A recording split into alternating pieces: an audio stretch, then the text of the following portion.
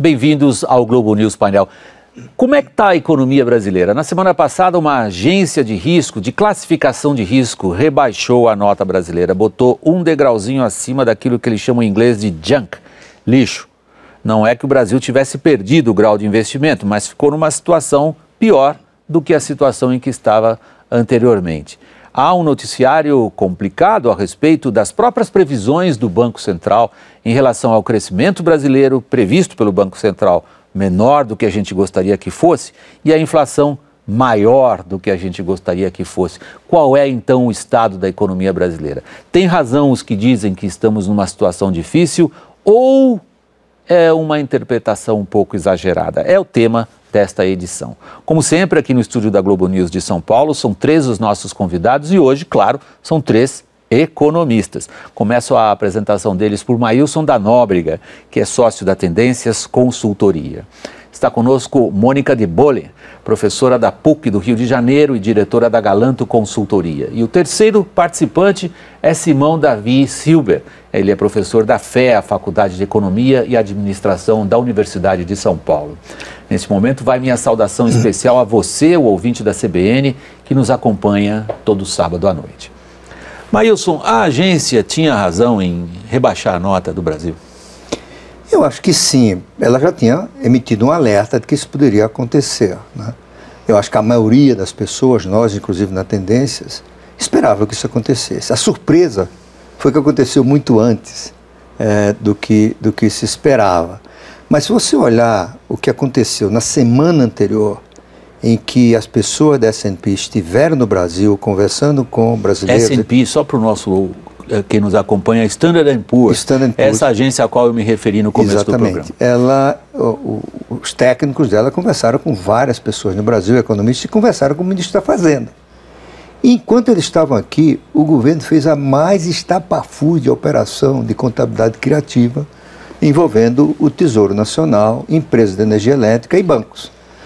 Eu acho que a partir desse ponto pode Você se refere à operação de socorro às empresas distribuidoras de energia? Isso, o que governo estavam numa situação difícil por conta do uso das termoelétricas. Exatamente. O governo tinha 2 saídas. Ou ele admitia a saída correta, que é reajustar preço de energia elétrica, ou o Tesouro punha o dinheiro para indenizar as distribuidoras de energia elétrica, que estão tendo prejuízo comprando energia mais cara para poder vender ao preço que o governo quer. E está comprando no mercado livre. Se reajustasse o preço, a inflação subiria, isso impactaria a popularidade da presidente. Se eles adotassem a ação correta do ponto de vista fiscal, que seria indenizar as empresas com recursos do Tesouro, também seria ruim, daria um sinal de que ele não vai cumprir a meta de superávit primário.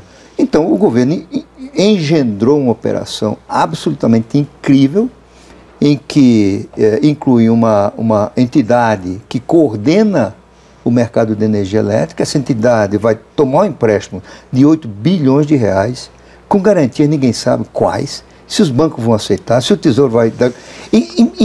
No meio do processo, quando a S&P está avaliando se a promessa do governo de fazer o superávit primário sem malabarismos, sem contabilidade criativa, era uma promessa séria, eles saem com essa operação. Eu acho que isso acelerou a percepção da agência de que não era uma coisa muito séria, tinha que realmente concluir o processo de redução da nota do Brasil. Deixa eu testar os argumentos, porque me parece relevante nesse momento.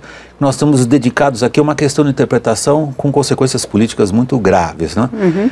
O argumento do governo, ao saber do rebaixamento efetuado pela agência de classificação de risco, Mônica, foi de que era contraditório, que esse rebaixamento não poderia se efetuar diante da solidez da economia brasileira, diante da segurança com que as pessoas que investem no Brasil podem encarar os seus investimentos e diante do fato de que, ok, o governo reconhece, não estamos crescendo tanto quanto gostaríamos, mas na comparação internacional não se pode dizer que o Brasil é um país que cresce pouco em termos relativos.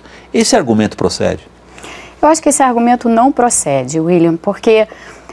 2 coisas. De um lado, o que a Agência Internacional de Risco, a Standard & Poor's, fez foi nada mais do que rebaixar o Brasil em 1 grau. O Brasil continua usando a frase que o presidente Lula, na época, usou para descrever o grau de investimento. o Brasil continua, a despeito de todas as nossas contabilidades criativas, sendo visto como um país sério.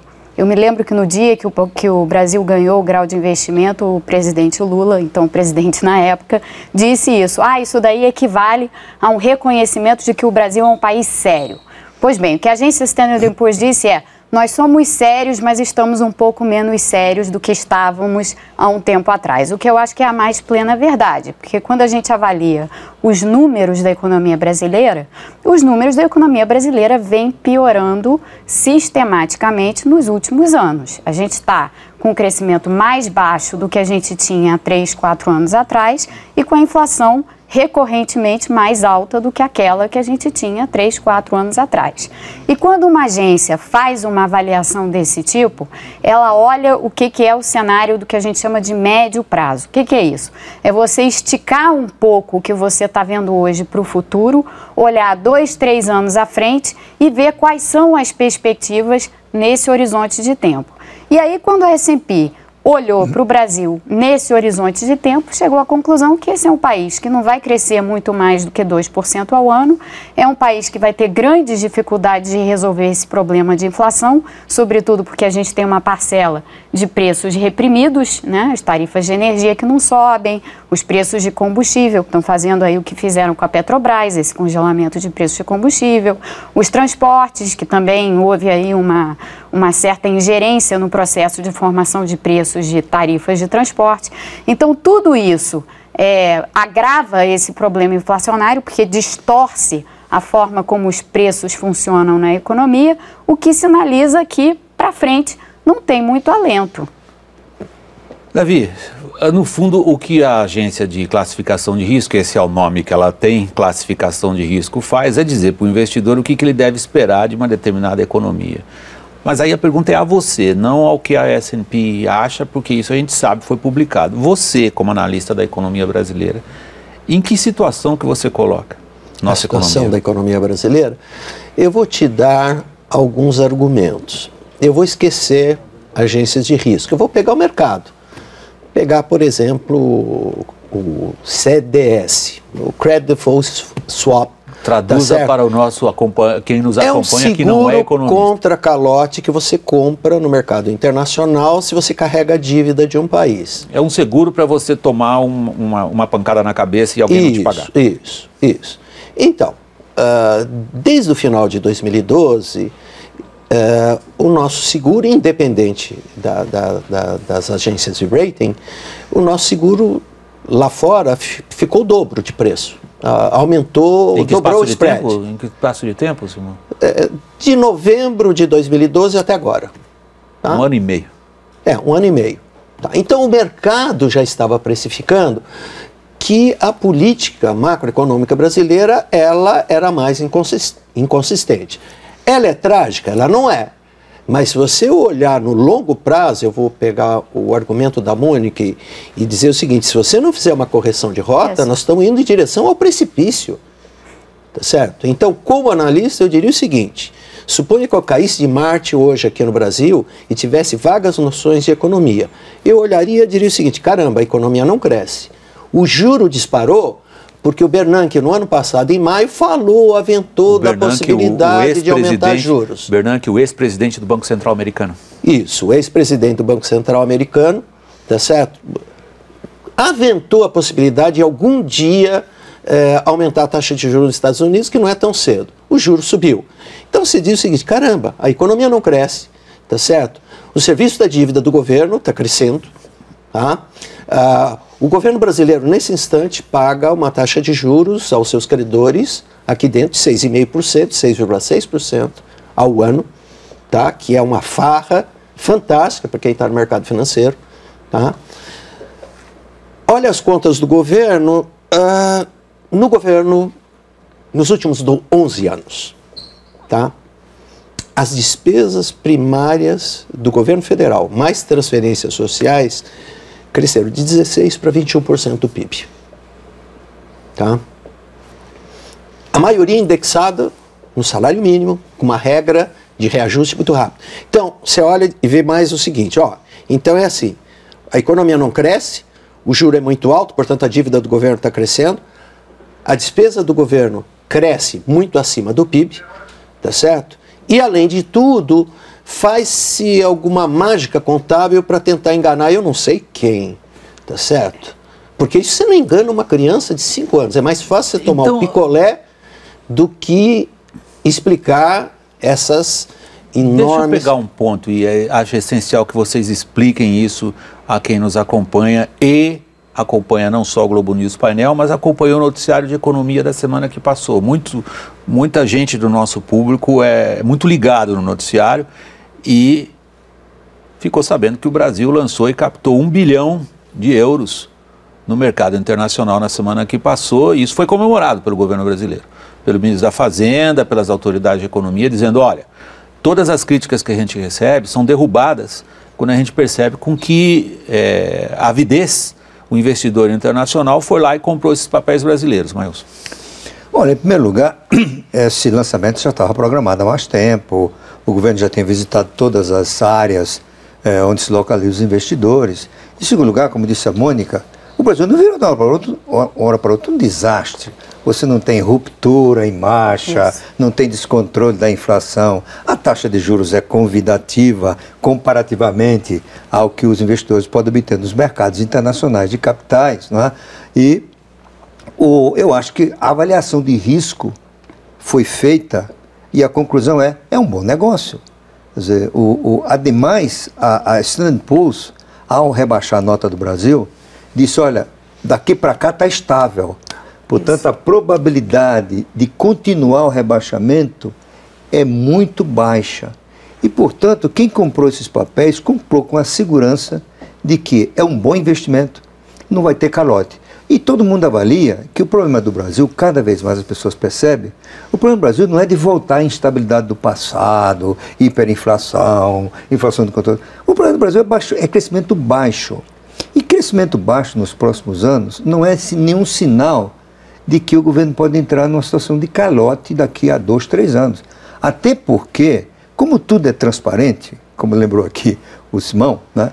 Como o Brasil tem sólidas instituições que inibem a continuidade do populismo, em algum momento isso reverte. Ou porque há alternância de poder, ou porque o próprio mercado acaba impondo ao governo uma reversão de suas más políticas. Com o que você acabou de dizer, e se eu realinhar algumas coisas que eu vi da Mônica e do Simão, vocês entraram agora no clássico da análise de risco política. Você usou a palavra populismo. A Mônica há pouco estava se referindo aos preços congelados, que são definidas no economês, né, no idioma economês, esse idioma de tão populismo tarifário. Essa é onde eu queria chegar. O Simão se refere a uma constante série de intervenções que são, no fundo, o exercício do arbítrio político e da vontade política com resultados nem sempre aqueles que se pretendia. Então, qual é o risco do populismo tarifário? Qual é o risco da intervenção do governo na economia? Como é que se quantifica isso do ponto de vista da saúde da economia do país? Isto está se aprofundando? Ou, se a gente pegar como os mercados reagiram na semana que passou, Mônica, eufóricos com pesquisas de opinião que mostravam a possibilidade de derrota do governo nas eleições de outubro, portanto, de uma correção de rumo. Qual é o risco? Olha, esse risco, ele é muito intangível. Então, existe uma dificuldade. Portanto, insidioso e perigoso, né? Tudo que é insidioso é perigoso, mas o que é insidioso ainda é pior, porque são aquelas coisas que estão ali por debaixo do tapete, né? Assim, se arrumando e se apresentando como uma possível ameaça. Eu acho que o que acontece com o que a gente está chamando aqui de populismo tarifário, com esse congelamento de parte dos preços na economia brasileira, mas uma parte importante, porque são preços que são extremamente importantes na cadeia de preços, né? A gente está falando de combustível, de energia elétrica, de transportes, enfim, toda uma série de preços que afetam outros preços. Quando você desalinha esses preços de referência, você desalinha todo o resto. Que é o que está acontecendo. Que é o que está acontecendo. E o problema de uma economia desalinhada e de uma economia desarrumada, cujos preços não refletem mais escassez e abundância, porque é para isso que preço serve, né? Quando uma coisa está em abundância, o preço dela é baixo. Quando uma coisa está escassa, o preço dela é alto. se não é permitido ao preço cumprir esse papel, você fica sem noção de valor. E as coisas começam a acontecer. Você começa a ter aumentos de preços de bens e de serviços que podem até parecer abusivos, que podem parecer além do que seria razoável, mas a gente perde o balizamento do que é razoável numa situação desse tipo. Então é um processo de desarrumação da economia. Até que ponto isso chega e aonde isso chega e aonde isso nos leva? Isso nos leva a uma desarrumação contínua. Não há um problema assim de uma ruptura súbita, como mencionou o Maílson. Não há um problema de crise iminente no Brasil, nem nada disso. Tanto é que a Agência de Risco Internacional manteve essa perspectiva estável da nota brasileira, como o Maílson bem lembrou. Porém, há essa desarrumação, e essa desarrumação é perigosa. O investidor estrangeiro, nesse momento do tempo, ele não consegue, ou ele talvez até consiga, mas deixa de ser uma consideração importante, essa questão que para nós que vivemos aqui é extremamente importante, pelo seguinte, porque o investidor estrangeiro ele está olhando para a sua alocação de recursos no mundo, né? Então, o Brasil é um país junto com vários outros países. E aí, quando você pega países emergentes do porte da economia brasileira, quer dizer, com um mercado tão grande quanto o brasileiro, com uma economia diversificada como a economia brasileira, você vê casos que são preocupantes. A Índia, por exemplo, é um caso preocupante. É uma economia que está com uma inflação muito mais alta do que a nossa, tem um crescimento, ao que tudo indica, também um pouco maior, mas é um crescimento que também está em declínio. Vai para uma eleição país que vai para uma eleição complicadíssima, agora no terceiro trimestre. Então é um país que tem uma carga assim, de apreensão para o investidor estrangeiro muito grande. Assim como a Índia, há outros. A Turquia é um. A Turquia é um país cuja economia está completamente desarrumada por uma série de desmandos econômicos aí dos últimos anos. Então, assim, a comparação do Brasil com o resto... Com uma guerra civil ao lado e o governo proibindo o Twitter. Exatamente. Então, a comparação do Brasil com os outros que o investidor estrangeiro faz é uma comparação desse tipo. Simão, deixa eu... Posso claro, à vontade, por favor. Olha, a Mano tocou num ponto aqui que eu acho importante, eu até andei escrevendo um artigo sobre isso. Um dos problemas deste governo é que ele não acredita no sistema de preços, a função do sistema de preços, que é uma coisa que nós aprendemos penosamente ao longo de 40, 50 anos. Até o Delfim deu uma declaração outro dia que até ele aprendeu. Né? Escuta, para que serve o sistema de preço? É um sistema que é um gigantesco emissor de sinais para escassez, para abundância, para tomada de decisões. E este governo não acredita nisso. Essa é a minha impressão que ele transmite. Né?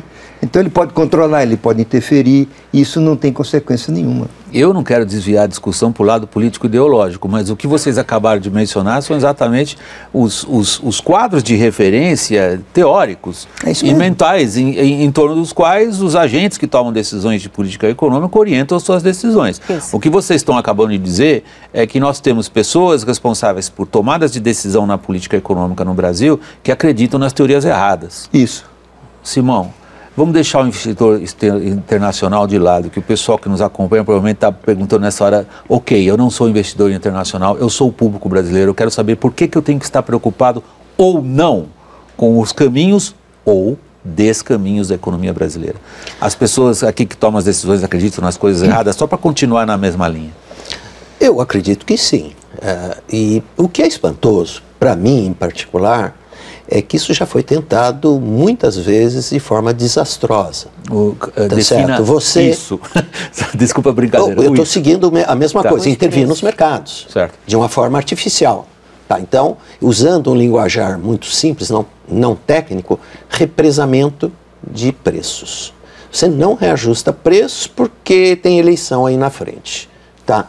Então, o que isso representa? Em primeiro lugar, um ponto que o Maílson chamou a atenção. Qualquer brasileiro, qualquer empresário, esqueça o internacional, ele está preocupado com risco de mercado. Mas ele não consegue prever risco institucional. Ou seja, será que o governo, no meio do jogo, ele muda a regra do jogo, como ele fez no setor elétrico ou no setor sucro-alcooleiro? Ou seja, te puxa um tapete, tá certo? Você fica falando sozinho e depois ele levar um tombo monumental. Então nós estamos fazendo isso. Isso é mero populismo macroeconômico no linguajar nosso. É o seguinte, congelar preço é facílimo, tá? E muito popular. E muito popular. O duro é sair. Sempre você sai com uma explosão. Então, o que você está comprando é uma inflação corretiva, em algum instante do tempo. Ou você quer quebrar o sistema Eletrobras e pergunta, não precisa nem ser o capital estrangeiro que você me colocou essa restrição. Alguém está a fim de investir eu coloquei no uma setor orientação, elétrico, digamos. okay? Eu coloquei uma orientação que o programa é de vocês. Tá. Você e o Não, mas eu acho que é um bom balizamento. Ninguém vai querer, porque você não sabe a regra do jogo. E tem setores que o governo fala, não, na infraestrutura, aí vai bombar o investimento. Aí você coloca a modicidade tarifária com muita ênfase. E coloca um banco oficial dando dinheiro de graça. Quem que vai confiar isso que vai sobreviver durante 10, 20 anos? Gente, a gente está deturpando o que é um sistema econômico. É um intervencionismo maluco. No curto prazo, o Brasil estava suficientemente saudável que o estrago ainda é pequeno. Eu acho que esse é o mote nosso aqui. Vá sim, que a gente vai fazer um estrago monumental. Qual é o tamanho do estrago, Mônica? Olha, o tamanho do estrago em termos de inflação, se a gente quisesse pensar nisso hoje, vamos fazer a conta.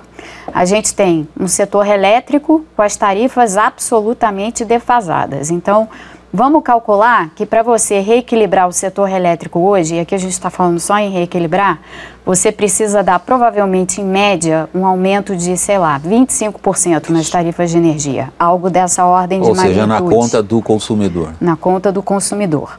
Além disso, tem o combustível. Já, né? Tem gente falando em 30 já. Eu estou sendo boazinha. Conservadora com os 25. Então, vamos lá. 25 para energia, uns 15% pelo menos para combustível, para realinhar a Petrobras, assim, né? Um pouco, dá um pouco de fôlego para a Petrobras, e transportes que tem que soltar essa história de deixar os preços dos transportes congelados. Por conta, em grande parte, dos protestos do ano passado. Então vamos supor que precise aí de um aumento de 10% nas tarifas de transporte, talvez seja mais do que isso também. Mas só com essa conta daqui, a gente já está falando de uma inflação que provavelmente estaria alcançando a casa dos 8,5% ao ano, se você desrepresasse esses preços hoje.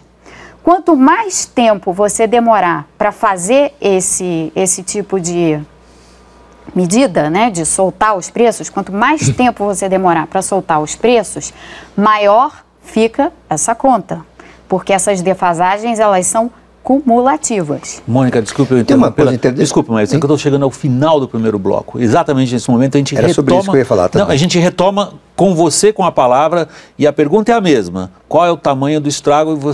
E se você concluiu, né, Mônica? Concluí. Então, a palavra é sua logo depois do intervalo. Fiquem conosco, é só um instantinho. Até já.